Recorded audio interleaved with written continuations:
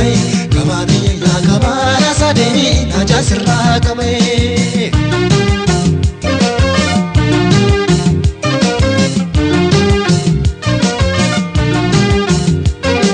simbir bunni siruta kaya ma kodi chape jala kanaru kubara kanchi sana dula pe jala sanare ki garani shakuti mati mali ratani magala jalani kubara pe mali matani kamuji kore gaba yo badara dinne galle male roba inna muta yo aljara sene ramne male wagga shankar bani yo ulamo rasiti gorani unaran sinyada mo ya sheda to siti morani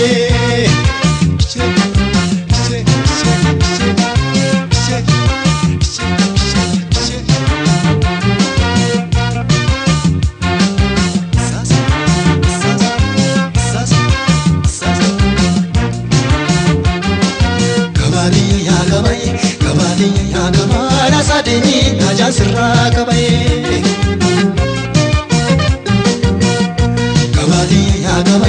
kabadi ya kabara sadeni naja sirra kabai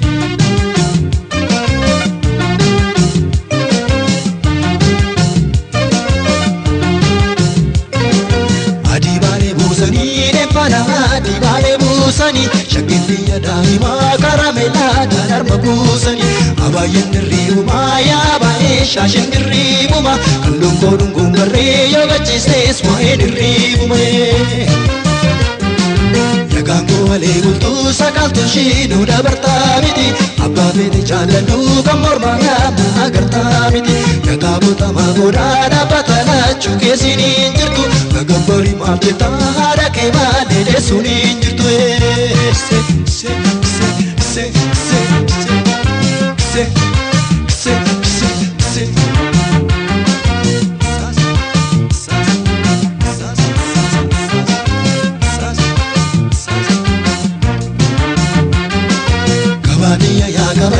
kabadi ya kabara sadeni naja sirra kabai kabadi ya kabara sadeni naja sirra kabai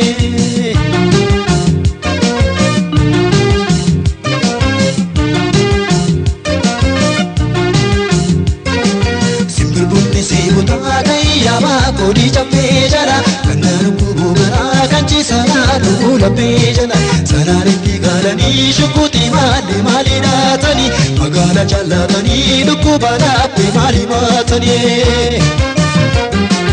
kamuji kore gaba yo badara dinne galle wale roba inna muta yo aljara sene ramne male wagga shankar bani yo lago rasiti gorani udanan sinyada mo ya sheda to siti morani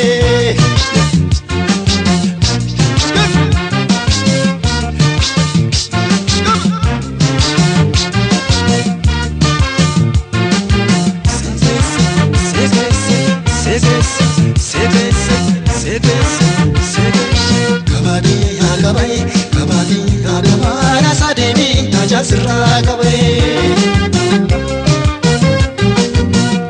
kabadi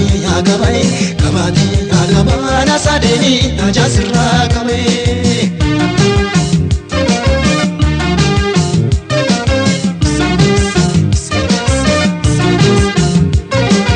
adibale busani ne para adibale busani shakindi ya daima karamela darma busani abayen ribuma ya bae shashin ribuma kallon kodun gungare yoga chistes moen ribuma